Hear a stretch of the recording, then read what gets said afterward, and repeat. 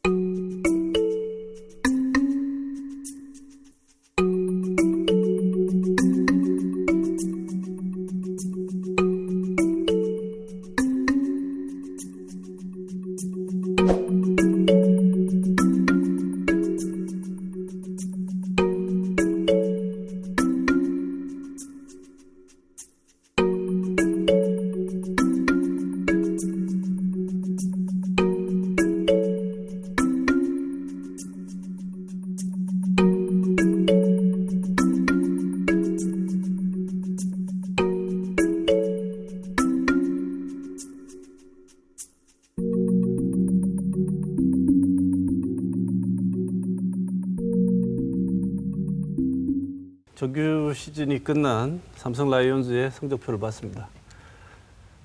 보면 뭐 여러 각도에서 점검할 게 있겠습니다만 먼저 전체적인 내용에 대해서 먼저 살펴보고 그다음에 세부적인 내용을 한번 말씀을 들어볼까 합니다. 정 교수님, 저거 VCR에 나와 있는 성적표를 보시고 전체적으로 어떤 생각이 드시는지 먼저 말씀 주실까요? 뭐 수치가 모든 걸 다 말해주고 있기 때문에 네. 그게 뭐 덧붙이기는 뭐라 한데 이제 한때 왕조라 불렸는데 네. 이제 라팍 개장 이후 4년 연속 가을 야구 진출에 이제 실패한 케이스는 이제 약팀이 아니라 이제 강팀 입장에서 보면은 뭐 좀 씁쓸한 결과일 뿐만 아니라 조금 경기력적인 측면에서도 아쉬움도 있었던 한 해가 아닌가. 전체적으로 보면은 삼성이 이제 그나마 리빌딩을 했다는 위안은 가지고 있습니다만은 어찌됐든 간에 특히 저 데이터 중에서도 뭐 타율도 타율이지만은 4년 연속 실패에 가장 크게 전체적으로 봤을 때는 계속되는 이제 외국인 선수 네. 영입 실패가 결과적으로 감독에게도 참 부담스러운 한 해가 또다시 시작되었다. 네. 그렇게 생각하고 네. 있습니다. 네, 그리고 우리 대구 지역의 스포츠 기자 중에 독보적인 존재죠. 우리 서공 기자. 어떻게 생각하십니까? 일단 삼성 라이온즈 팬들이 가장 아쉬워할 만한 지점이 진짜 명문 구단이잖아요. 사실 페넌트레이스 1위만 9번을 했고 한국 시리즈 우승을 8번을 했던 팀이 이렇게 무너진다는 거는 뭐 팬들한테 진짜 받아들일 수 없는 뭐 4년 동안 이제 가을 야구를 안 했으니 익숙해질 거다. 그렇게 익숙해지지 않을 상황인 것 같습니다. 네. 그나마 이제 지난해 같은 경우는 뭐 막판까지 좀 순위 싸움을 펼쳐가면서 가을 야구에 대한 희망을 주다가 6위로 이제 시즌 마치면서 아쉽지만 올해는 잘할 것이다. 뭐 이런 기대를 줬는데요. 올 한해 뭐 그 기대를 뭐 아주 무참히 깨버리면서 팬들한테는 더 큰 상처가 됐을 거라고 생각이 들고요. 각각의 어떤 선수들 개별적인 부분들에서 팀에서 좀 야심차게 추진했던 부분, 뭐 최충현 선수가 선발로 간다든지 구자욱 선수가 좀 더 파워 타자가 된다든지 이런 개혁을 좀 하려고 했던 지점들이 실패하면서 팬들의 실망도 굉장히 좀 깊은 수렁에 빠진 게 아닌가 이런 생각이 듭니다. 네. 그래도 삼성 라이온스가 정 교수님 방금 말씀하셨지만 한때 그 야구 명가고 왕조라고 불리지 않았습니까? 근데 최근 몇 년 동안 보면 정말 뭐 흔히 하는 말로 헤매고 있습니다. 헤매고 있는데 가을 야구도 한번 못 해보고요. 4년째. 이렇게 된 데는 참 여러 가지 이유가 있을 텐데 이유가 하나의 이유에서 뭐 되면 금방 고치겠죠. 여러 이유가 있을 텐데 뭐 하나씩 짚어보겠습니다. 먼저 석 기자, 선수단에 무슨 문제가 있습니까? 뭐 많은 분들이 이제 이야기하신 게 일단 외국인 투수 영입에 실패했다. 맞습니다. 뭐 올해도 이제 2명의 선수 뭐 당연히 올해 아예 10승 투수가 없고요.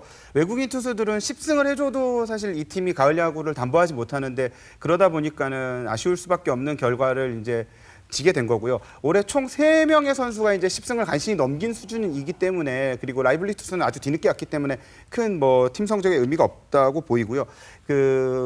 어떤 투수들, 젊은 투수들을 이렇게 키워가는 방향성 속에서 물론 외국인 투수의 역할이 중요하지만 젊은 투수를 또 키우는 걸 성공했느냐 그 지점을 봐도 그렇게 성공했다는 결과를 좀 보긴 힘들 것 같습니다. 이를테면 원태인 선수 같은 경우 전반기까지는 진짜 신인왕 후보에 손색 없는 투구를 펼쳤는데요. 그 어떤 관리의 측면 그리고 선수 스스로가 느끼는 어떤 동기부여 아니면은 목표의식 이런 지점에서 미세하게 이제 실패를 거듭하다 보니까는 결국 하반기에 성적이 좋지 않았고요. 타자들 같은 경우도 라인업 자체에서 뭔가 새로운 변화라든지 희망을 줄 수 있게 뭔가 꾸려가야 되는데 그런 지점이 부족했고 그나마 이제 하반기에 윌리엄슨 선수 오면서 외국인 타자가 둘이 되니까는 다소간의 경쟁 구도가 갖춰지긴 했습니다만 어떤 좀 팀 내 어떤 경쟁 구도 아니면은 리빌딩이란 이름만 붙였지 어린 선수들한테 기회가 그렇게 확보되고 담보가 된 건 아니었다는 생각도 들거든요. 그런 점들이 이제 몇 년 동안 쌓여가다 보니까는 팀 성적도 놓치고 당장 팬들한테 어떤 희망도 주지 못하는 그런 야구가 된 것 같습니다. 네. 그럼 정 교수님께 다른 측면에서 여쭤보고 싶은데 교수님 전공이 이제 경영학이시니까 스포츠 경영학이시니까 교수님 보시기에 삼성 구단의 선수단은 물론이고 구단과 선수들 간의 관계나 이런 측면에서 어떤 문제점이 발견되거나 이런 측면이 있으면 말씀을 좀 주시죠. 거시적으로 보면은 내부적으로는 조금 리빌딩을 준비한 것 같긴 합니다. 왜냐하면 이제 왕조 시절에 첫 번째 좋은 신인을 뽑을 수가 없죠. 네. 기본적으로 네. 팀이 우승을 하다 보니까 네. 드래프트 후순위에 밀리고 그 시절에 이제 이런 우려들이 좀 많이 제기가 되었는데 당시에는 이제 윈나우 당연히 이겨야 되니까 성적이 이제 모든 걸 듣고 있었고요. 저는 이제 필연적으로 이런 상황이 어느 정도 누구든지 다 예상할 수 있는 문제가 아니었나는 생각은 들고요. 좋은 신인들을 뽑기 힘들고 또 원래 프로야구 전체를 보시면 아시겠지만은 수도권 팀에 굉장히 강세입니다. 네. 두산, SK, LG, 히어로죠. 이 팀들이 뭐 구단 운영을 특별히 잘하냐, 뭐 잘하는 구단도 있습니다만은 뭐 그런 것보다는 기본적으로 우리의 그 인적 자원들이 다 수도권에 몰려 있는 네. 상황이고요. 네. 대표적으로 이제 서울에 있는 고등학교 같은 경우 팀에 있는 선수들이 7, 80명 되는 반면에 지방 구단들은 아무래도 지금 그런 상황이 아니기 때문에 지방에 있는 고교들은 그래서 이제 1차 신인들을 데리고 오는 상황에서부터 오늘날 이럴 때 삼성뿐만 아니라 지방구단과 수도권 구단이 양분화될 것이라는 예측은 전문가들 사이에서 오래전부터 있어 왔고 삼성이 이제 투수 왕조로서 이렇게 버텨왔는데 FA로 다 떠나고 뭐 이런 것들이 이제 겹치다 보니까 구단 입장에서는 좀 미래를 나름대로는 준비하는 편이 아닌가 생각은 들고요. 다른 팬들 입장에서는 이제 명문가에 몰락하기 좀 용서하기 힘들죠. 팬들 관점에서 바라보면은 그런 측면에서의 간극은 저는 분명히 있다고 봅니다. 이따 또 경영적인 문제는 조금 뒤에 가서 제가 다른 측면에서 또 언급하겠습니다. 아예 1차적인 자원 확보에서부터 힘든 이제 상황에 불리한 구조를 몇 년 꽂혔군요. 동안 갖고 있었다 저는 네. 보고 있습니다. 타자는 어떻습니까, 석 기자? 타자들 같은 경우도 일단은 이승엽 선수 은퇴 이후 뭐 어찌 보면 팀의 좀 앞으로의 스타가 돼주리라 기대했던 뭐 구자욱 선수가 기대만큼 올라오지 못하는 측면이 하나가 있고요. 또 하나는 팀에서 이제 강민호 선수가 주장을 맡으면서 그 투타 모두의 힘이 될 거라는 기대치는 컸는데 사실 강민호 선수가 FA로 야심차게 영입을 했음에도 불구하고 흔히 얘기하는 가성비에서는 지금 전혀 재미를 못 봤다 할 수 있을 것 같습니다. 어찌 보면은 팬들이 이런 지점들에서 많이 화가 나신 것 같아요. 그 유중일 감독 시절 같은 경우는 외부 FA 절대 없이 간다라는 기조를 지켜왔다면 김한수 감독 부임 이후로는 거의 매년 FA 영입을 했는데 영입한 선수 중에 물론 뭐 이원석 선수 정도는 그나마 그 어떤 투자 대비 효용을 거뒀다고 할 수 있겠지만 그 외의 선수들 그리고 또 그 FA가 아닌 영입 과정 뭐 올해 같은 경우는 가장 야심차게 영입했던 선수가 이제 SK에서 김동엽 선수를 영입한 건데 그 거포 뭐 중심 타자 이런 타자들을 만들어 보겠다는 어떤 육성 자체가 그렇게 큰 재미를 보지 못하고 그러다 보니까는 타선에서도 많은 부분이 좀 꼬여갔던 시즌이었던 것 같습니다. 영입한 부분들이 제대로 재미를 못 봤다는 얘기군요. 특히나 이제 삼성 팬들이 주로 지적하는 게 뭐냐면 라이온스 파크 라팍으로 이제 이전하고 난 뒤에 올해 역대 최저 관중 아니겠습니까? 네. 그러면서 이제 주로 많이 이제 팬들이 하시는 말씀이 이게 구단이 제일계획으로 넘어가고 난 뒤에 팀 이전되고 난 뒤에부터는 투자를 안 하나 아니면 운영을 잘 못하는 건가 경영에 문제가 있나 왜 이렇게 성적이 안 나오는가 이렇게 얘기를 자꾸 하십니다 실제로 어떻게 생각하십니까? 팬 입장에서 당연하죠. 제일기획으로 넘어가고 난 뒤에 이 부분을 제일 억울해하는 데가 제일기획입니다. 다른 구단보다 돈 적지 않게 지출하고 있다. 네. 이제 팬들 입장에서는 이걸 투자로 보고요. 네. 삼성라이온즈가 기업이지 않습니까? 네. 기업 입장에서 이게 이제 비용입니다. 음. 이 삼성이 이제 그동안 안고 있었던 가장 좀 딜레마 중에 하나가 과거에 성적을 내기 위해서는 이제 무한대까지 투자를 했습니다만은 제일기획 넘어가고 나서는 비용을 쉽게 말해서 적자를 좀 줄이고 싶은 거죠. 2016, 17년 이 2년 연속 삼성의 적자가 우리나라 10개 구단 중에 제일 컸습니다. 300억 네. 대를 드디어 찍었습니다. 그래서 작년부터 비용 축소 이게 이제 100억 정도 줄였습니다. 2018년 시즌부터 450억 정도 지출하고 네. 그럼에도 불구하고 230억 정도의 적자가 발생하고 있죠. 이 부담에 대한 것들이죠. 이 명가에서 이제 기업 입장에서는 비용을 줄일 수밖에 없는 상황들이 발생하는 거. 네. 이게 이제 공격적인 선수 영입이나 이런 것들을 좀 주저할 수밖에 없고 가성비를 따져야 되는 상황이 발생하는 거죠. 이 부분은 뭐 팬들 입장에서는 섭섭할 수밖에 없는 부분이고 또 기업 입장에서는 투자한다고 해서 특히 야구 같은 경우 올 시즌 보시다시피 축구하고 완전 다른 종목 중에 하나가 다른 그 통계자가 다른 것 중에 하나가 롯데자이언트가 가장 많은 투자를 하고도 올킬했습니다. 네. 예.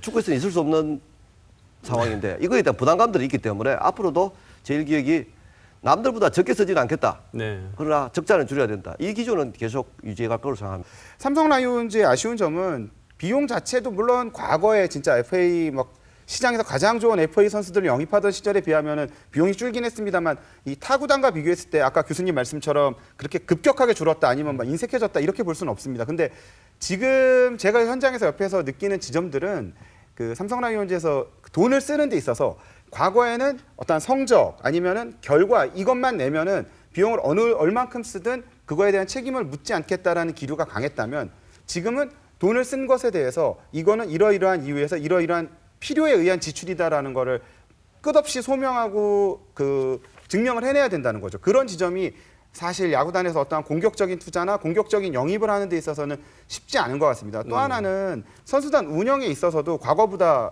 물론 지금도 삼성 라이온즈는 굉장히 타 팀과 비교해도 선수단한테 아주 많은 좋은 혜택을 주는 구단입니다만 과거에 비하면 많은 부분들이 줄었고요. 특히 프런트들 같은 경우는 진짜 과거에 비해서는 그 어떤 지원이라든지 아니면은 그 선수단을 좀 서포트하는 그러한 기능들이 과거에 비해서 분명 줄어든 건 사실입니다. 네. 현장에서 보시니까 제일기획 교체 효과가 있긴 있다는 말처럼 들립니다. 네.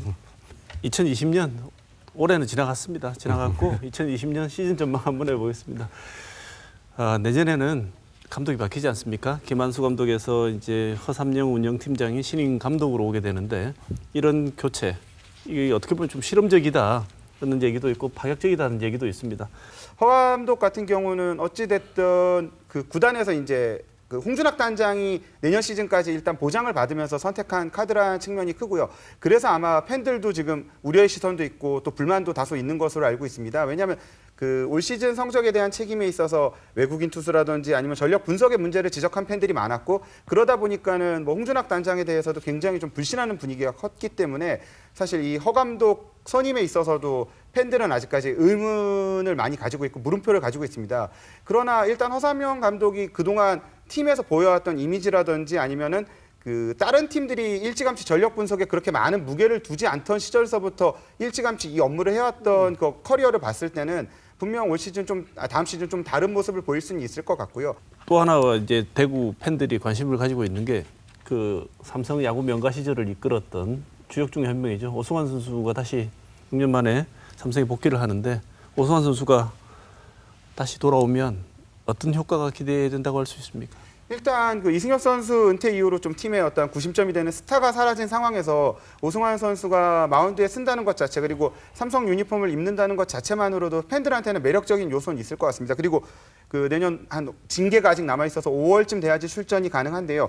그 뭐 빠른 시간 안에 아마 한미일 통산 400세이브라는 뭐 아주 대기록을 세우게 되겠죠. 그러면은 야구에도 분명 이슈가 될 거고요. 여러 가지 면에서 프로야구 전반 삼성 라이온즈에도 긍정적인 효과는 분명 있을 것 같습니다. 네. 교수님, 뭐 내년 얘기는 사실은 이제 판이 열려봐야 하는데 그래도 내년에 삼성이 정말 제독하기 위해서는 이거 하나는 말을 해주고 싶다는 원포인트 레슨이 있으면 한 포인트만 좀 말씀해 주시죠. 원래보다는 좀 나아질 요소들이 많다고 생각합니다. 왜냐하면 다른 팀에 비해서는 그래도 젊은 선수들이 조금 더 많은 경험을 했다는 거. 네. 특히 이제 뭐 어차피 야구는 투수력이 제일 중요한 부분을 차지하고 있으니까 뭐 양창섭 선수나 원태인, 뭐 최충현, 오승환, 또 제대하는 심창민 선수들 어떤 투수력이 어느 정도 원래보다 훨씬 긍정적 요소가 있고 아까 스 기자 말씀대로 외국인 선수 4연속 실패했는데 조금 도와준다면은 좀 예측 가능한 야구가 몇 년 만에 처음으로 그래도 조금 가능한 할 수 있는 가능성은 저는 있다고 올 시즌 보면서 그런 생각을 했었습니다. 네. 내년에 좀 바뀐 모습을 기대하고 내년 시즌을 기대해 보겠습니다.